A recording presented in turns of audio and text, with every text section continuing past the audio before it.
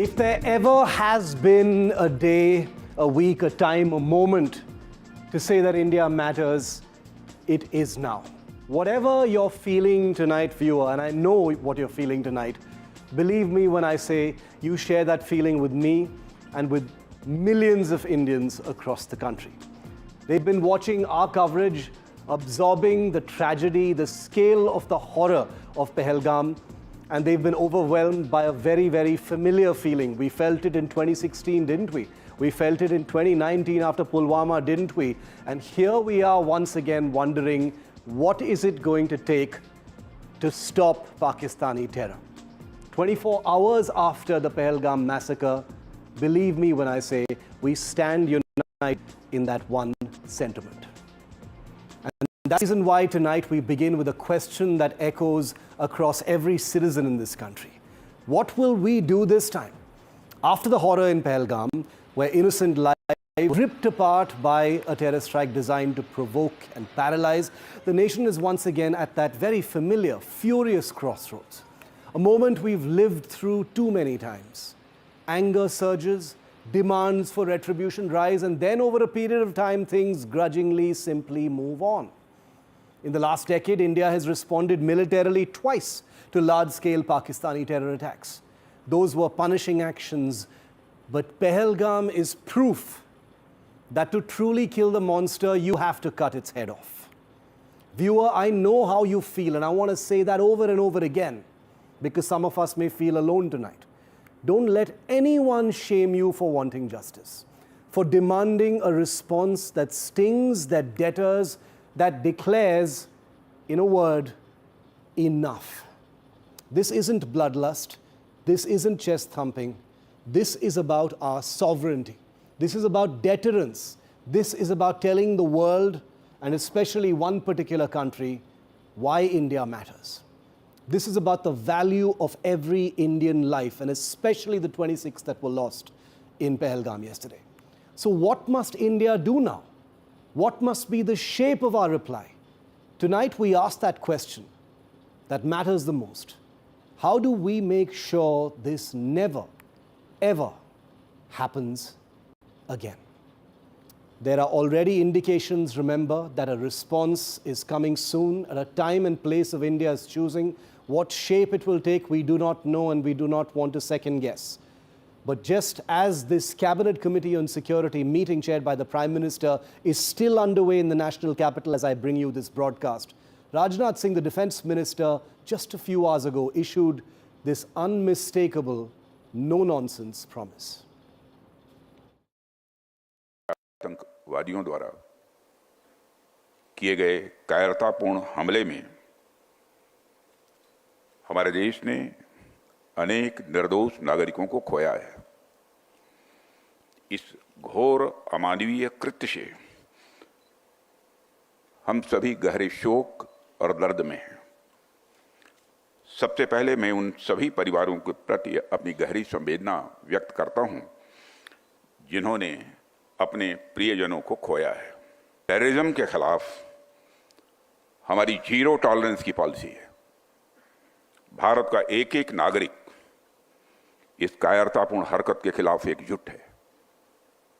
मैं इस मंच से देशवासियों को आश्वस्त करता हूं, घटना के मद्देनजर भारत सरकार वो हर कदम उठाएगी जो जरूरी और उपयुक्त होगा।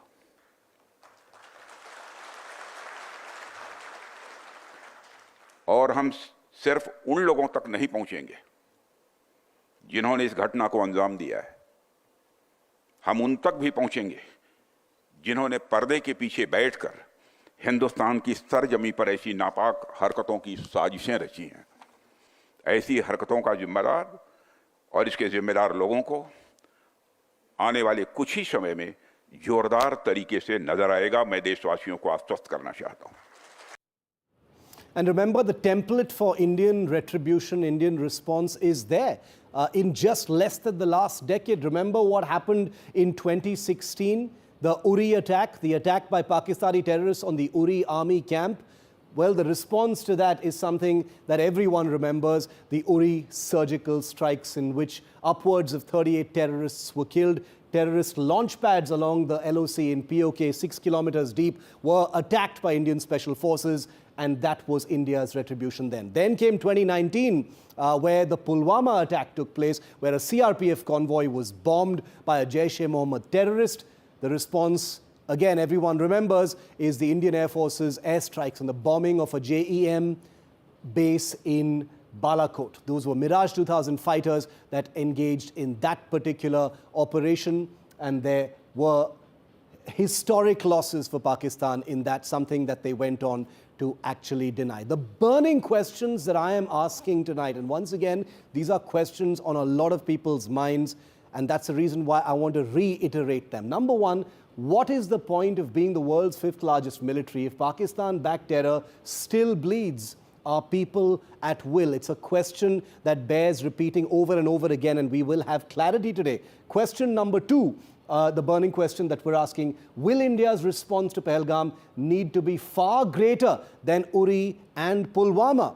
It's an important question to ask. Question number three, will India activate every diplomatic and economic punitive action against Pakistan, including cutting off all diplomatic ties, no half measures whatsoever against Pakistan? It has been discussed before but never activated. Question number four, what did Pakistan hope to achieve by this attack beyond the immediate fallout, beyond the immediate bloodletting? Question number five, is it time to read India's allies, the Riot Act, be totally firm with them, unbending, saying that as far as ties with Pakistan are concerned, you are now on notice. No more monkey balancing and mixing trade with terror. And finally, question number six, will India go the distance and officially designate Pakistan a terrorist state? Before expecting anything from other countries, is India willing to go completely all out and fully isolate Pakistan with every measure available to it at this point of time?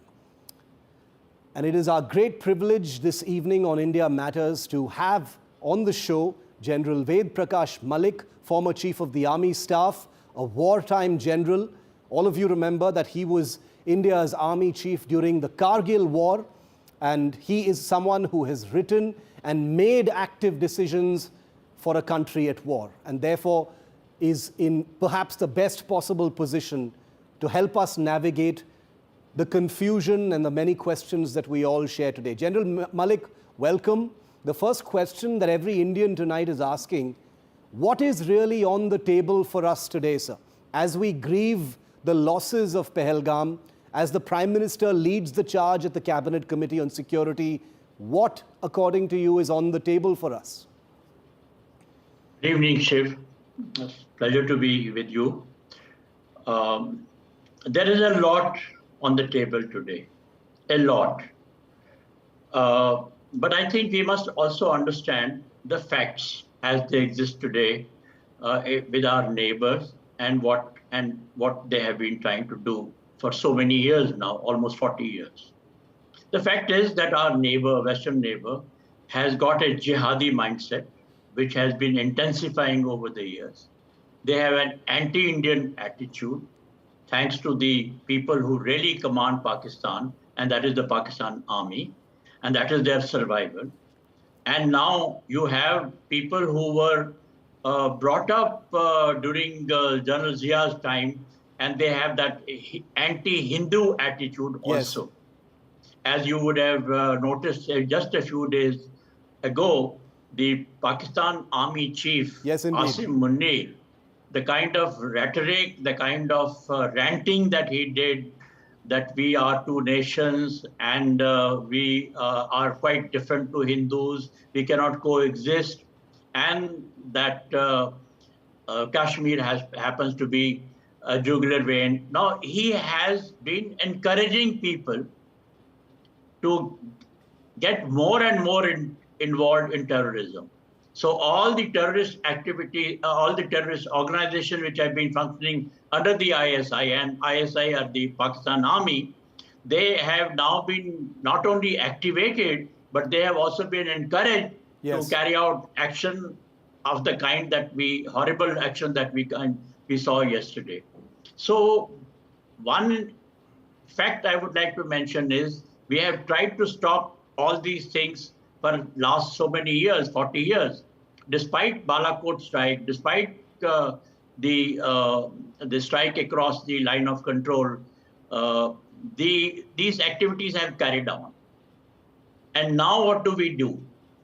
I believe that we have to take both protective measures, we have to strengthen them, and we have also to take some proactive offensive measures to be able to deter them.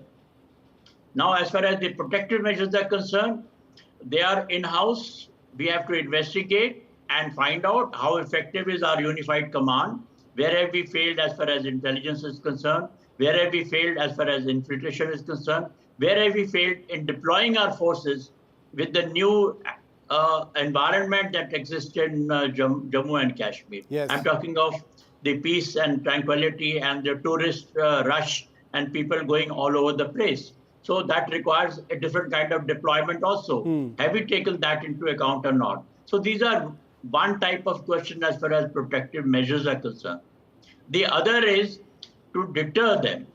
We have carried out 2 strikes earlier. Correct. But I think now also a time has come, the red line has been crossed by Pakistan, and therefore we have to carry out some kind of an offensive action against the Pakistan army assets and the jihadi assets. Yes. To deter them. And mind you, what I would like to say here is that these have to be multi-pronged actions. We have to take into account the political, the economic, the diplomatic, all kinds of action, including what happens to the Indus River agreement that we have. Can we do something there? Yeah. So all multi-pronged activities, including that of military. As far as military is concerned, it has to be all the 3 services involved. It's not about Army or Navy or Air Force, but all the 3 services who are involved in that. And therefore, that also has to be a multidisciplinary counteraction that we take. General Malik, I wanted to speak just for a moment about military options. Obviously, we don't want to get into specifics because that is the prerogative of the government. But as someone who has, sat in on some of those decisions and taken some of those decisions, we are at a point now where the sense is something will have to be done given, as you also mentioned, the 2 precedents, 2016 and 2019, as far as military retribution is concerned. Would you say that given that that deterrent effect hasn't fully worked in the light of this particular terror attack, India will have military options already? It's not like now we will be scrambling for them. There will be a template of what action is possible to be taken?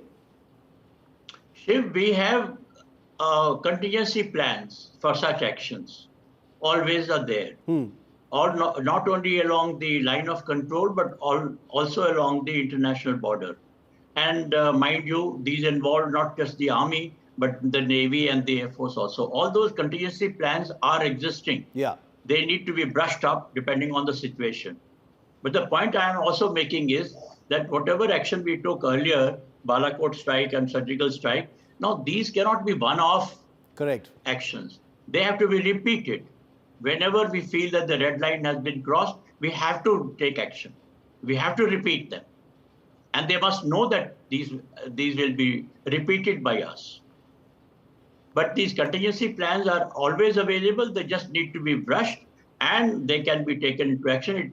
But that depends on the CCS action, because when you plan that kind of an action, then you have to also ensure that if escalation takes place, which quite possible it is there, then how do we control the escalation, both politically and militarily, at what level? Yes.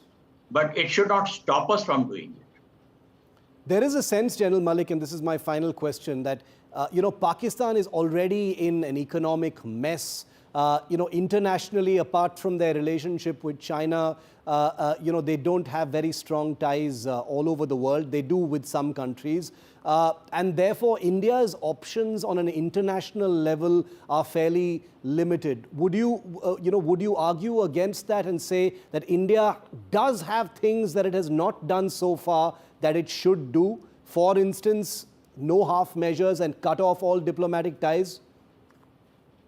No. Firstly, I don't think that cutting off total diplomatic ties is going to work. Even during Kargil war, if you remember, Yes. we continued to have communication with them. So that kind of communication also is helpful. And I'm not suggesting that we should totally cut her off and then depend on other countries to negotiate between us. Right. So that is one aspect. The other aspect is that as far as international community is concerned, I think a larger number of countries today are on our side and they realize what is happening in Pakistan. So firstly, I don't think they will really come to support them under these circumstances and in whatever we do, depending on what kind of action we take. But that should not worry us also. I think we have good standing and we have to be determined. After all, everybody knows that every country takes action which is for its own interest and security. So everybody should realize that if we take any action against Pakistan, well, they have been doing so in other countries. We are also totally, it's a legitimate action as far as we are concerned. Final question, General Malik, then, with the Cabinet Committee on Security on right now, all the security establishment leaders are there as well. You have been in Cabinet Committee on Security meetings. Could you just tell us, what these meetings really look like? Obviously not going into specifics, but these are meetings designed obviously to take a decision to generate or evolve some kind of a matrix or a blueprint for how India will respond. Obviously, there's a great deal of curiosity, but how would you explain that to the lay Indian who is wondering when clarity will come, sir? Look, these are good discussions in which all the experts from the armed forces as well as the other secretaries who are secretaries of various ministries of the Foreign Affairs, Home Affairs, Finance and Defense, and also the heads of RAW and heads of IB, they will be there and they will be discussing these issues, what are the options available and what kind of reaction can take place, how will we deal with those reactions. So all those aspects will be taken into account. How does it affect the whole country, whether it is economic side or diplomatic side, etc. And are we prepared? Do we have enough wherewithal to carry on with these things? And if escalation takes place, how are we going to control?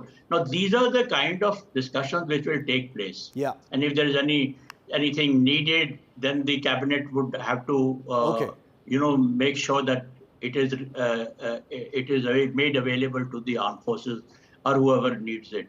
So these are the kind of discussion will take place, and finally the decision is taken. It's a collective decision under the Prime Minister. General Ved Malik, thank you very much, sir. An honor to hear from you. I wish it were under different circumstances, but we value your reading of this evolving incident, and we will continue to be in touch with you. Thank you very much, General, for being with us here on India Matters. Thank you. We're taking a very, very brief break here on India Matters, but on the other side, another former chief, also a wartime chief, who famously offered the government of the day aerial targets in Pakistan to bomb in the aftermath of 26/11. You're going to hear about that and what he thinks about the current situation right after this break. Air Chief Fali Major in conversation with me.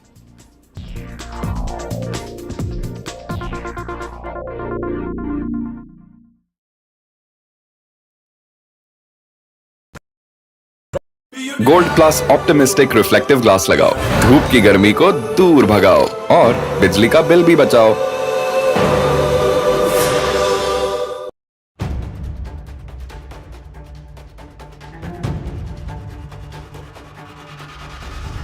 If it matters to you, if it matters to you, if it matters to you,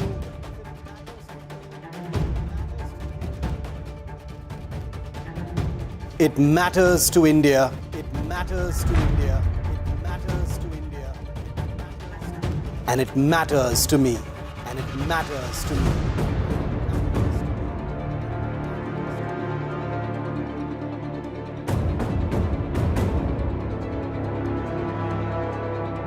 India Matters with Shiv Aroor, only on NDTV 24/7. Finish the windows.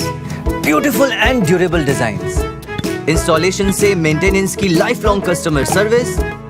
आपके घर में फिनिस्टा नहीं है तो call कीजिए। Finer Finesta.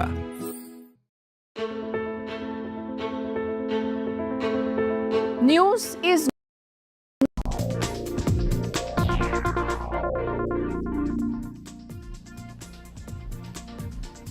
And now, 24 hours after the Pahalgam massacre, another former chief, this time a former chief of the Indian Air Force, who happened to be in office when 26/11 happened. He famously offered many options for the government of the day to retaliate, to bomb targets within Pakistan for many different reasons that didn't quite happen, but he continues to be remembered and regarded as someone who was fully prepared for airstrikes inside Pakistan. A privilege to have Air Chief Marshal Fali Homi Major with us tonight on India Matters. Welcome, Air Chief. Good to see you and thank you. Once again, wish these were under different circumstances, but this is a critical moment for India, sir. Retribution is on every Indian's mind. It's a serious business that, leaves no room for emotion, even at a time when emotion is everywhere. Your reading of this current situation, and mind I let everyone know that the Cabinet Committee on Security by the Prime Minister is still currently on. Your first thoughts, sir, on how India may respond.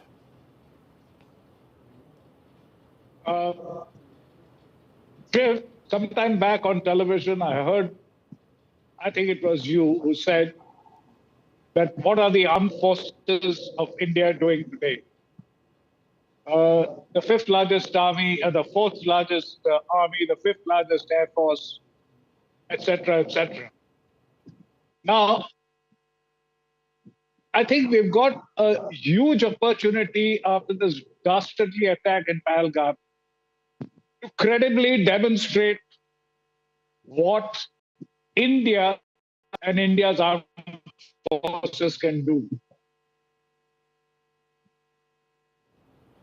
And I think, given the political will of the present government, a drastic action will definitely take place. When you say drastic action, Air Chief, what do you mean by that? And the reason I'm going to ask you that is because Indians are looking for clarity tonight, sir. What does drastic action mean? I am talking as a military man. I know there are many options. There are diplomatic and economic and many, many others. I'm not going to dwell into them. As a military man, there have been occasions in the past where we have resorted to surgical, land-based, air-based, etc., etc.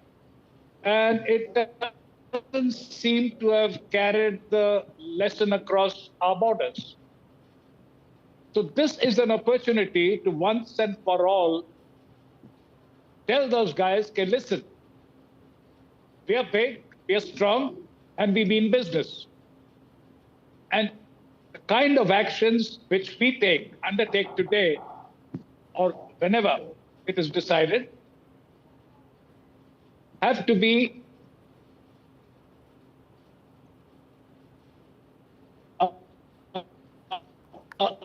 the kind which will learn a very, very bloody lesson. Let me just go back some time back. Yes. I mean, I compare this Pahalgam attack to the, I think it was October 7th attack by the Hamas in Israel. Correct. Where everything was hunky-dory, quiet, and suddenly you found that drastic attack on the settlements across the border. Now, mind you, that was an electronically controlled border, a wall with slaved weapons to fire at any movement across. But those guys came across, and they caused the damage that the world knows today. And you see the way Israel responded. They hit them. I mean, I don't I'm not saying that we got to repeat what Israel did. But what I'm trying to say is that that's the kind of retribution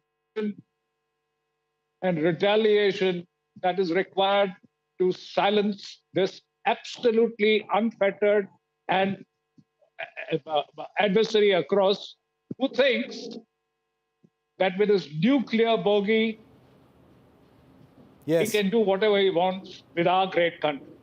And it's about time we put our foot down and tell him that, listen, fella, this is what happens if you mess with us.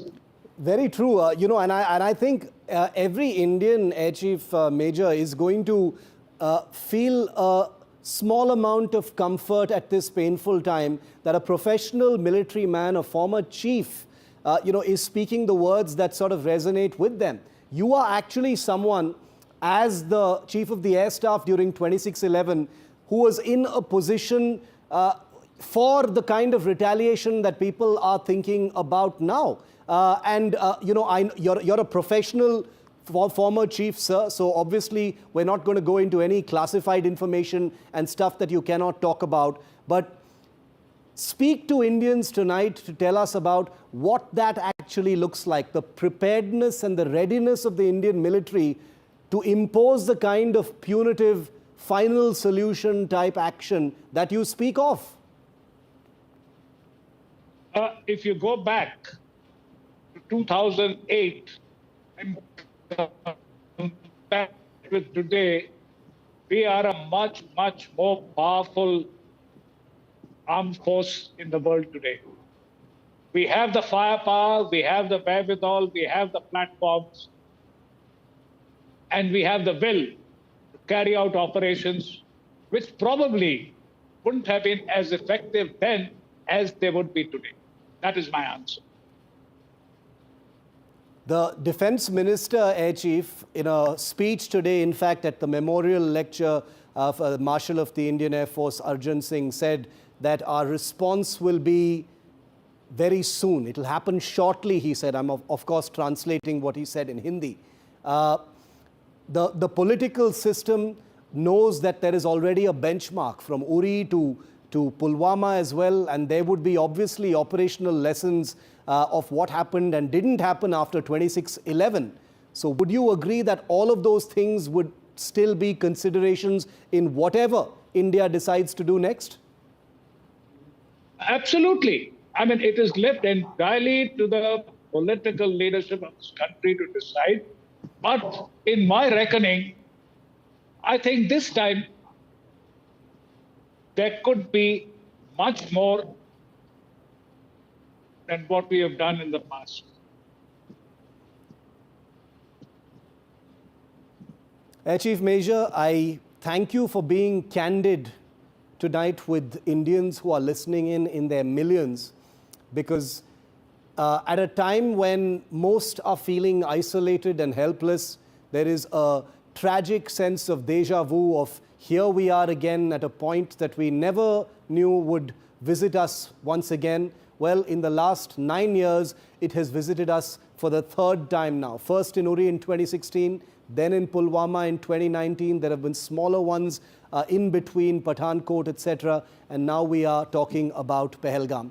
And therefore, for a former chief of the air staff who had his hand on the proverbial trigger, ready to strike, saying that this time action will need to be drastically different, and he feels sure it will be, is going to provide some comfort to Indians who are feeling like that their will for action and retribution tonight is not bloodlust, it's not chest thumping, it's about the very idea of sovereignty. And to hear it from a military man like Air Chief Marshal Fali Major makes all the difference. I thank you very much, sir, for joining us on India Matters tonight. Our coverage will continue non-stop on this story. We will be reporting from Srinagar, where I will be in Kashmir starting tomorrow to report from the ground on this unfolding story. And taking our coverage forward now with all the angles, from the grief to the grit to the determination of a nation galvanized with those 26 families, handing you over now to my friend Maria. Thank you, Shiv. Let's shift focus to the last word now. It's a nation united in grief, shocked and deeply saddened. The tourists who were murdered in Pahalgam yesterday came from across India, from Maharashtra to Karnataka to Bengal to Haryana. Tourists who believed in the larger integration of Jammu and Kashmir with India. Those who believed in the story of Naya Kashmir. The act of terror that shook our country has left us all in shock and grief. We have lost innocent families. Lives have been lost, and families have been torn apart. The pain is palpable. We have come together to condemn the act and to stand strong against terrorism. Lieutenant Vinay Narwal, who was posted in Kerala's Kochi, travelled to Pahalgam with his wife as he was on leave post his wedding on April 16th.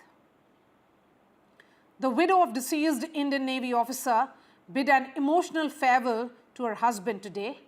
She mustered courage and said, and I quote her, "I hope his soul rests in peace. He lived a good life. It is because of him that the world is still surviving, and we should all be proud of him in every way possible," unquote. Similar visuals of grief in these dark times have emerged from various parts of India as an angry nation seeks a decisive action from the government to eliminate terrorism. Mortal remains of the killed tourists have come to Kolkata and Indore, and that's where our reporters are joining us at the moment. We have Shreyasi De joining us from Kolkata, and we'll also be joined by Tanushri from Indore in just a bit.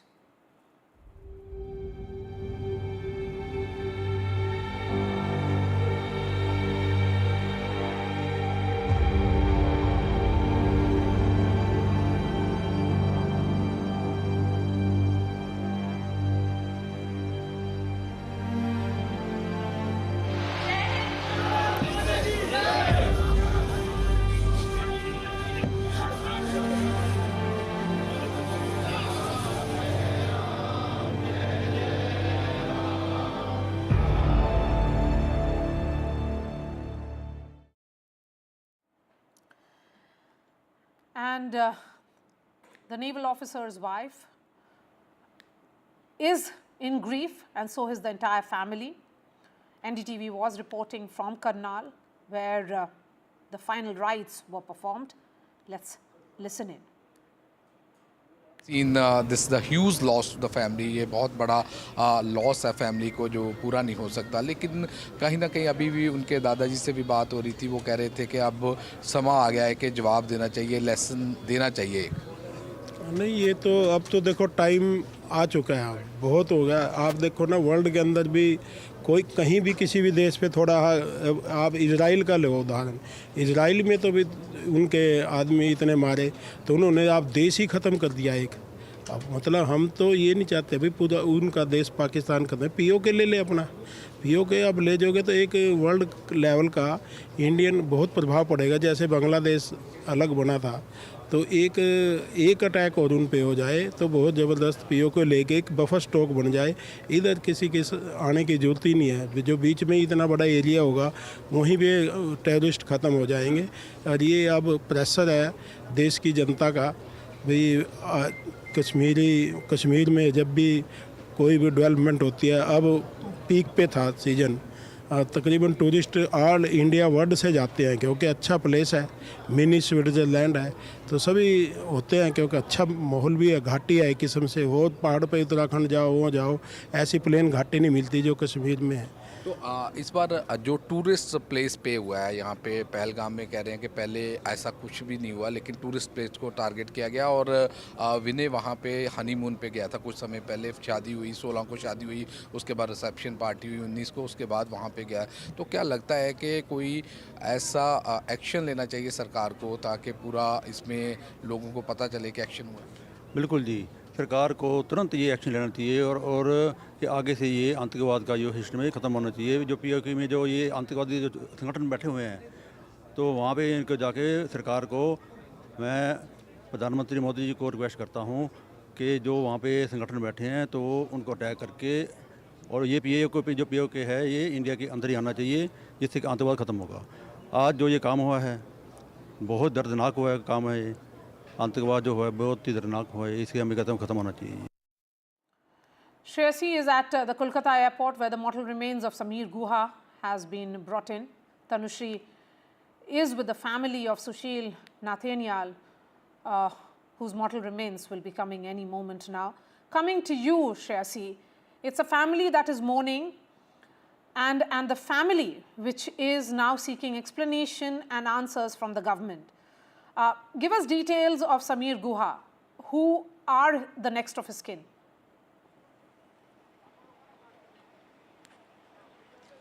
Well, Sameer Guha had travelled from Kolkata with his family after his daughter completed her examination. It was a family vacation that he was taking with his family in Kashmir, and he was killed in that dastardly terror attack in Kashmir. While we were here outside the airport just a short while ago when his mortal remains were brought out, his wife and two daughters were there in the vehicle right behind that, and the wife was in tears, and she just saw one glimpse of the media and she completely broke down. And it is absolutely sad because this is the same airport they had taken a flight for that vacation but has returned back in a coffin. Even Bitanu Adhikari, the other victim from West Bengal who had travelled with his 3-year-old son and wife for a vacation in Pahalgam, was completely butchered by the terrorists. The ministers of West Bengal government have accompanied the family to their homes, and as well as BJP MLAs and leaders were accompanying the family. Of course, politics has been set aside for now because the sole concern right now remains the families who have lost not just a family member but has been completely broken. These are the 3-year-old son has watched his father being killed by the terrorists when they were there in a vacation with the family, and so has the daughter who has just completed her examination. Bitan Adhikari had just come back from the US. On the 16th, they travelled to Kashmir, and they were supposed to return back tomorrow, but the plans completely changed overnight. The families are yet to come to terms with the loss that they have faced after this vacation. They're completely distraughted, and of course, the state government has extended all the support. Chief Minister Mamata Banerjee has spoken to the family members, the next to kin, and has assured all support from the government. But there's very little left for these families. They have lost their loved ones. Bitan Adhikari has 2 aged parents at home. The mother is completely broken and is asking for replies from the central government. Who is going to pay the price for her son's loss? How is she going to live now without her son? And for a parent to cremate their child and for a 3-year-old child to see the father being cremated is not something one expects. But of course, as you can see, the tricolour still there behind me at the airport. The network is a little low, so I won't be moving much. But anti-Pak slogans were raised while the bodies were brought out. But of course, just like the rest of the nation in West Bengal too, there's a pall of gloom here. People are yet to come to terms with this great tragedy. A lot of colleagues of Sameer Guha had come to the airport to get a glass glimpse of their colleague who they have shared the office space for over 20 years, recalling how amicable he was, how friendly he was, and an absolute gentleman. And everyone is yet to come to terms with the fact that they've lost a son, a husband, a father, and a colleague. Back to you. Yes, and it's a story which is also finding its place in Madhya Pradesh, Indore. That's where Sushil Nanthial's family is. Tanushri is joining us live. Tanushri, multiple families devastated, and they will not be able to, come to terms or there'll be any closure any time. But when you speak to the family of Sushil Nanthial, what do they say about him? What made him travel to Kashmir? So Sushil Nathial's wife and her daughter traveled to Kashmir to celebrate Jennifer, Sushil's wife's birthday over there, and they went to Kashmir on 21st April. And I'm standing at the same airport where his mortal remains have just arrived. At the same airport, he departed with happy smiles, and now his family is still with his mortal remains crying. Every single person from authorities over here. CM has arrived. CM is also over here. The people from the opposition is also present over here, giving the last tribute to the mortal remains of Sushil. As you can see in images, how the family is present over here, and they are giving the the last tribute to Sushil. Also, I would like to explain that how Sushil's daughter Jennifer was also injured in the incident. She got injured in her leg, and now she's under treatment in the hospital. So in the images, you can see the family and the relatives of Sushil's Nathaniel's, and every other single person, the relatives are present over here. The authorities are over here. The chief minister is also present over here, and all the big authorities are present at the Indore airport. The mortal remains came at Indore airport at 8:30 p.m. And now every single person is giving last tribute to the mortal remains of Sushil. Yes, it's heartbreaking, and more so when we look at these visuals. It's only a reminder that how the entire country is today united in grief. From Bengal to Madhya Pradesh, we have got two stories of two families here on NDTV. I appreciate your time for joining us, Shirsi and Tanushri. Let me bring in Lieutenant General KJS Dillon, former GOC of 15 Corps. He's a Kashmir defense expert. Sir, you know, it's a story that revisits us, and every time we ask, as a nation, what do we tell these families? Good evening, Maria, and yes, it's a very sad incident which happened yesterday, and a terror attack against the innocent civilians who are unarmed and who had no capacity to retaliate. Killing people in front of their children, their wives, their parents, and their sisters. I think this is not jihad. This is not any jihad or whatsoever. This is no liberation war. This is no act in support of the Kashmiri people. This is pure, simple criminal act, a heinous criminal act, a barbarian act. And Pakistan has indulged in something which will be in the history to know that this is the type of state and this is the type of people it produces and this is the type of mindset it produces. Now, having said that, if you see the similarities between what the Army Chief Asif Munir said